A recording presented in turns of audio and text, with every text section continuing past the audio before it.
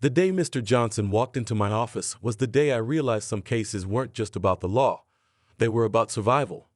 He had an air of indifference that belied the gravity of his situation. A man on the verge of losing everything in a messy divorce, yet he carried himself as if he were merely here to discuss the weather. "Mr. Johnson, I presume?" I extended my hand, a gesture of civility in what I anticipated to be a civil war of assets and accusations.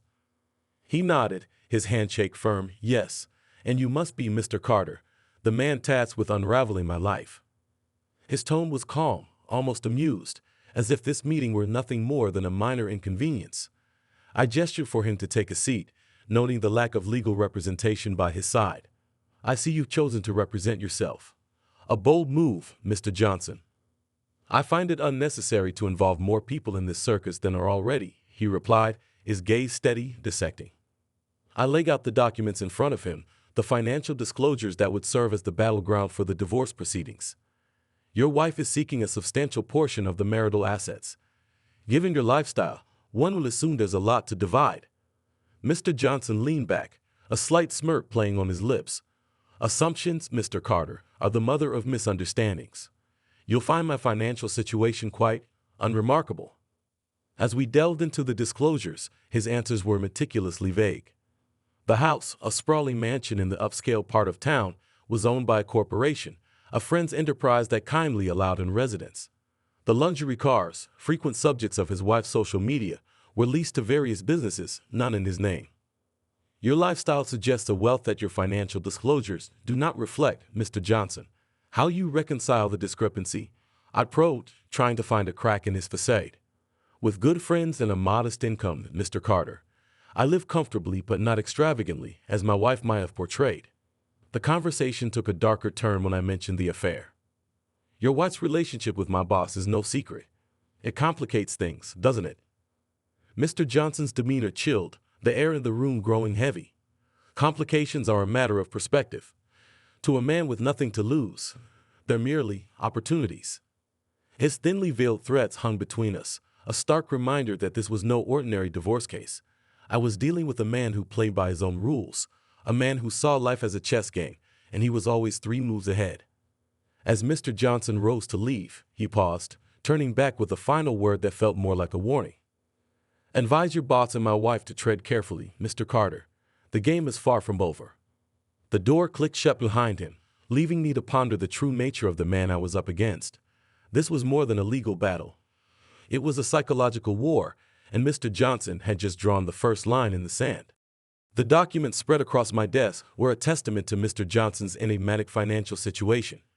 Each page I turned, each record I scrutinized, added layers to the mystery rather than clarity. The assets he claimed to possess were as tangible as ghosts, present in conversation but absent on paper. I had arranged a follow-up meeting with Mr. Johnson, hoping to pierce the veil of his financial facade. As he entered, the room seemed to contract, his presence filling every corner with an unspoken tension. "Mr. Johnson, our last conversation left many questions unanswered," I began, my tone more assertive than our previous encounter. "Your lifestyle and the assets you claim to possess don't add up. We need clarity." He smiled, an expression that didn't reach his eyes. "Clarity is a matter of perspective, Mr. Carter. What is opaque to some is transparent to others." I pushed forward a bank statement, one of the few pieces of financial evidence he had provided. "This doesn't reflect the wealth required to sustain your lifestyle. How do you explain that?" Mr. Johnson leaned forward, his eyes locked on mine. "I have always lived within my means, Mr. Carter. My means just happen to be unconventional." "Unconventional how?" I pressed, unwilling to let him deflect with vague responses this time. He paused, a calculated silence before he spoke. "I have been fortunate in my friendships and associations. They provide for me in ways that might not be conventional but are perfectly legal." I sifted through another document, a lease for a luxury car registered to a corporation with ties to Mr. Johnson. "And these corporations that own your cars, your house, they're owned by friends." "Exactly," he affirmed, a hint of pride in his voice. "I've never needed to own anything outright. Ownership is a burden. My arrangements allow me freedom and flexibility." "But these arrangements, they leave you with nothing in your name." "Nothing to claim in the divorce," I pointed out, trying to understand his angle.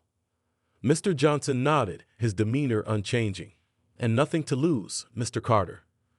In a divorce, assets can become liabilities. My unique situation puts me at an advantage. The conversation circled back to the heart of the matter, his wife's demands for a share of assets that, officially, did not exist. She believes there's hidden wealth, money you're concealing. He chuckled, a sound devoid of humor. Let her search. She will find only shadows. You cannot divide what does not exist, Mr. Carter. As he stood to leave, Mr. Johnson paused, his gaze piercing. This game we're playing, it's not about money or assets. It's about perception, and sometimes, the best way to hide something is to place it in plain sight. His words lingered long after he had gone, leaving me to ponder the nature of the game Mr. Johnson was playing. It was clear that the battle lines in this divorce were drawn not just around wealth, but around the very perception of reality. Mr. Johnson had constructed a labyrinth of financial illusions, and I was left to navigate its twists and turns. The day was overcast, a fitting backdrop for the meeting that was about to unfold. I found myself in front of a quaint, yet meticulously maintained cottage at the edge of town. This was the home of Mrs. Evelyn Harper, the caretaker who had been with Mr. Johnson's family for decades. Her role had always been described as indispensable, not only for the upkeep of their vast estate, but also for her loyalty to the family. However, recent revelations suggested there was more to Mrs. Harper than met the eye. I knocked on the door, the sound echoing slightly, hinting at the emptiness of the house. The door creaked open, and there stood Mrs. Harper, a figure of warmth yet with eyes that held untold stories. "Mr. Carter, I've been expecting you," she said, her voice a mixture of welcome and caution. "Mrs. Harper, thank you for agreeing to see me," I replied as I stepped into the foyer, enveloped by the scent of aged wood and lavender. We settled in the living room, a space that felt frozen in time, adorned with photographs that told the history of the Johnson family. Mrs. Harper offered tea, which I accepted, understanding the ritual was more about hospitality than refreshment. "Mrs. Harper, I'll be direct," I started, after a sip of the surprisingly robust tea. "There are questions about your role with the Johnsons, questions that pertain to their financial arrangements." She smiled, a gesture that seemed to carry a weight of sadness. "I've served the Johnson family for over 30 years, Mr. Carter. My role has evolved, but my loyalty has never wavered. It's been suggested," I continued cautiously, "that you're more than just a caretaker, that you've been instrumental in managing certain financial aspects of the family's affairs." Her expression remained unchanged, but her eyes flickered, a telltale sign of a nerve touched.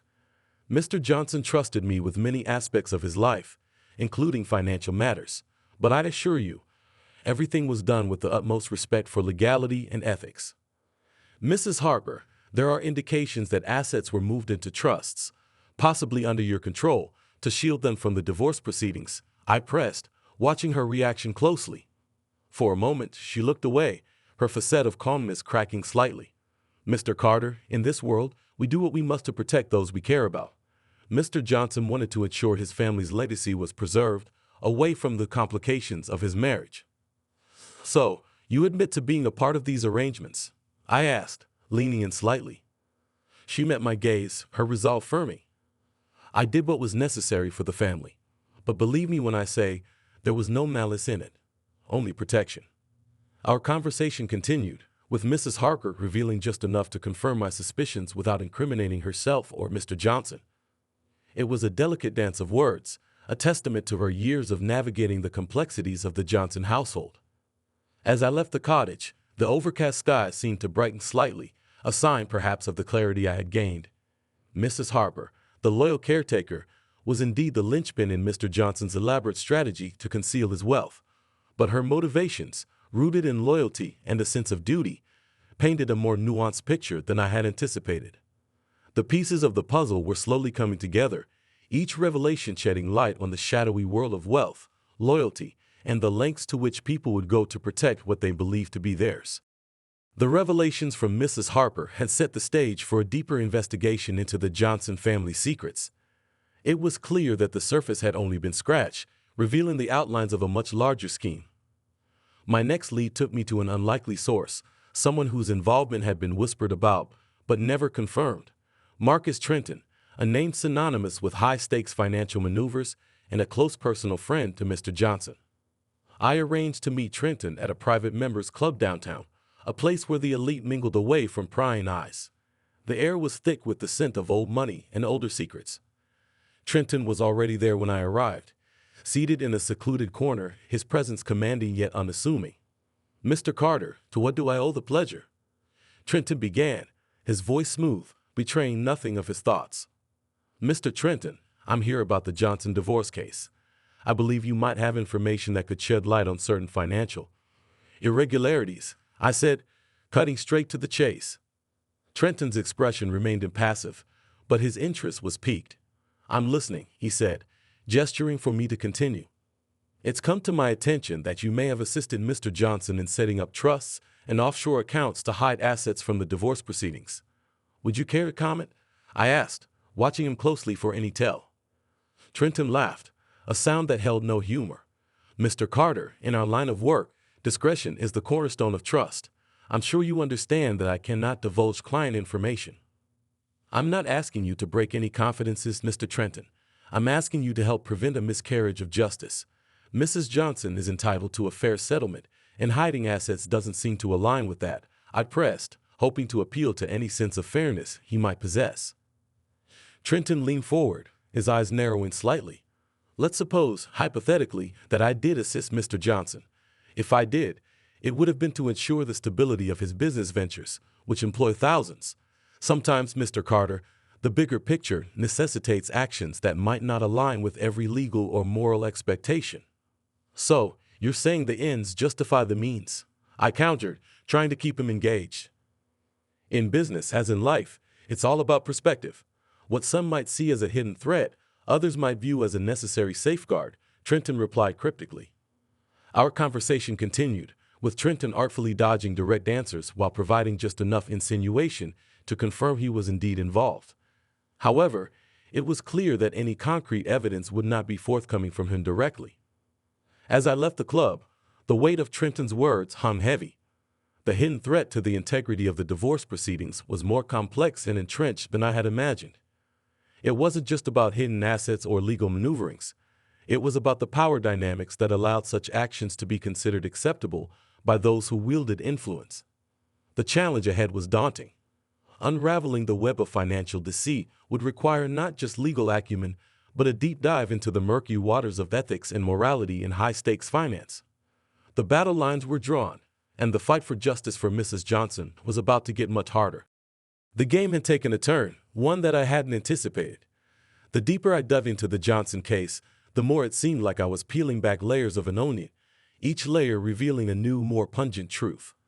The latest revelation had come in the form of a cryptic message left for me at my office, a message from someone I had believed to be long dead.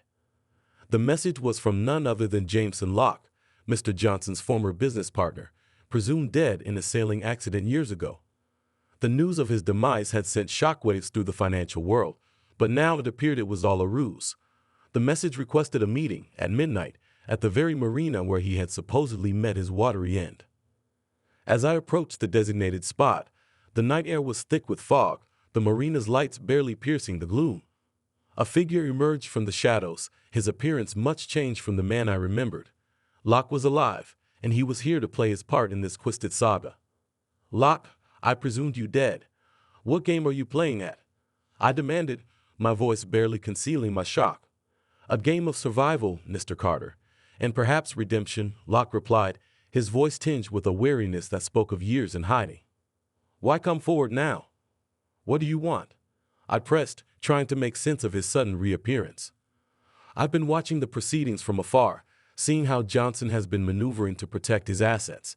It's time the truth was known, the full extent of our adventures," Locke said, the last word heavy with implication. "And what truth is that? Speak plainly, Locke," I said, my patience wearing thin. "We weren't just business partners. We were architects of a financial empire built on shadows.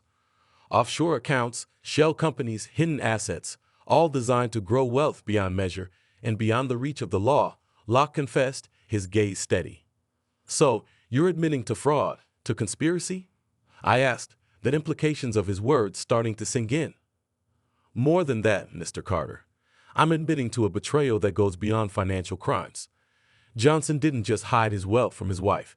He hid it from the world, including from those who helped him build it. My death was a gambit, a way to escape with my share before it all came crashing down, Locke revealed, a hint of bitterness in his voice. And now, why reveal all this? I inquired, trying to understand his motives. Because it's time to settle accounts. Johnson thinks he's won, that he can keep his empire intact. But with what I know, with what I can prove, we can bring him to justice, Locke said, a fire of determination in his eyes. The conversation with Locke was a revelation, a turning point in the case.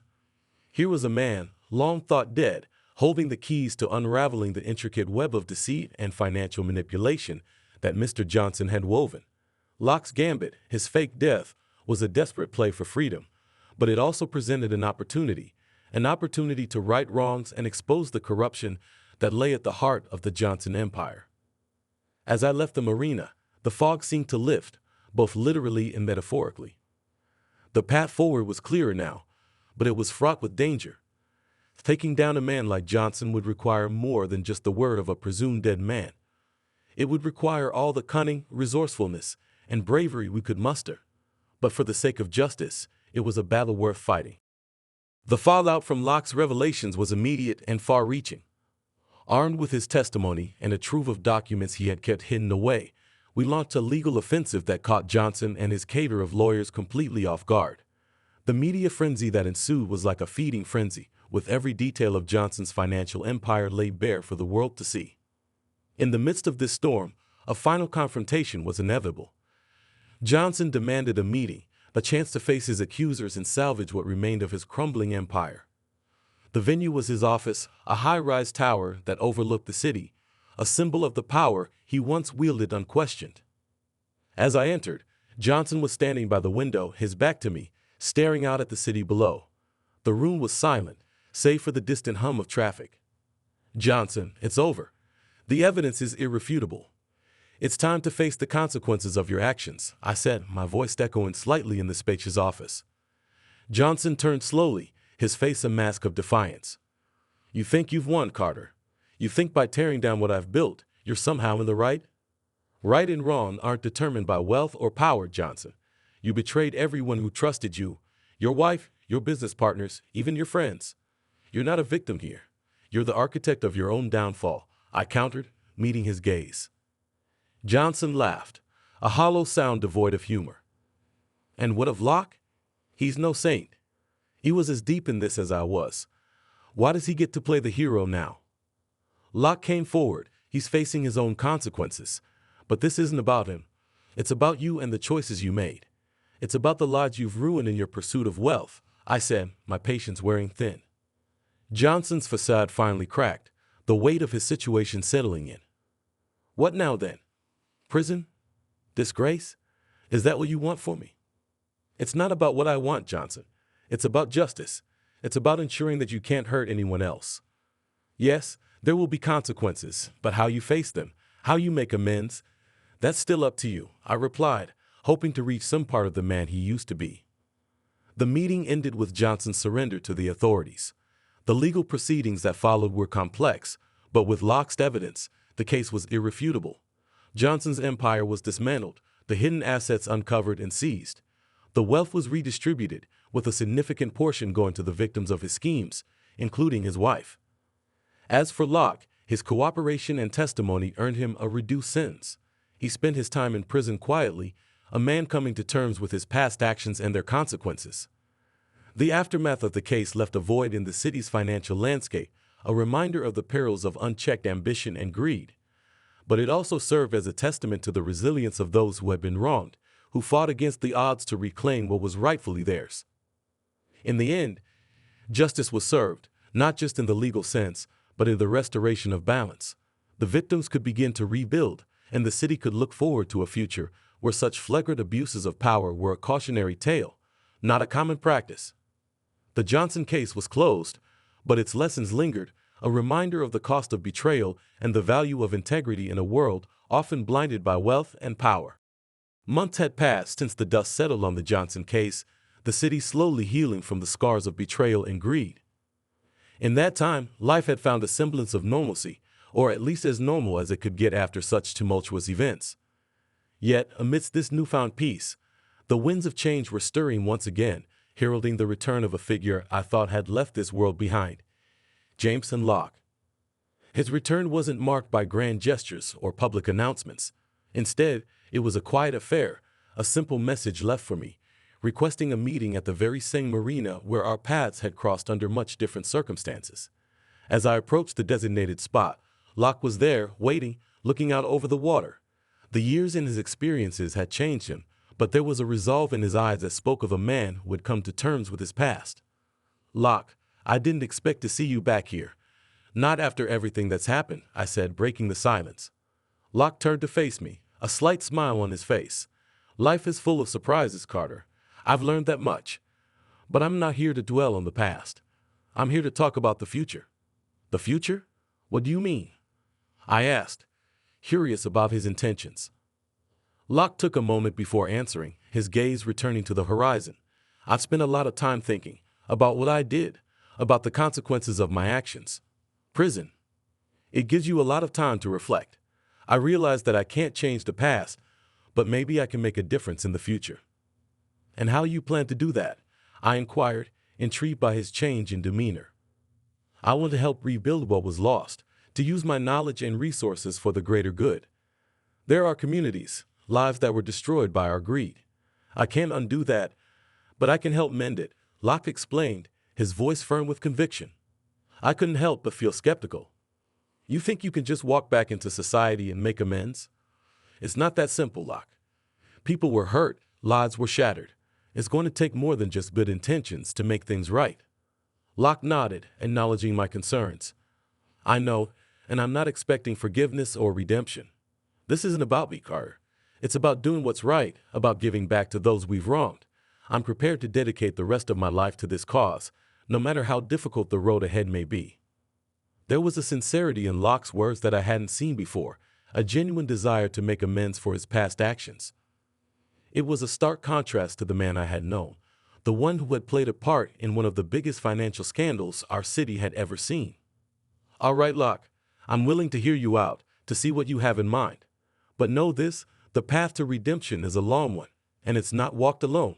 You're going to need all the help you can get," I said, extending a hand in a gesture of tentative trust. Locke took my hand, shaking it firmly. "Thank you, Carter. I don't expect this to be easy, but I'm ready to face whatever comes. Together, I believe we can make a difference." As we parted ways that day, I couldn't help but feel a glimmer of hope. Perhaps Locke's return was a sign of change, a chance to right the wrongs of the past and build a better future. Only time would tell, but for the first time in a long while, I found myself looking forward to what the future might bring. The return of Jameson Lock was more than just the reappearance of a man thought lost. It was a reminder that redemption, while difficult, was not beyond reach. As the city moved forward, it would do so with the lessons of the past firmly in mind, striving towards a future where integrity and redemption were not just ideals, but realities.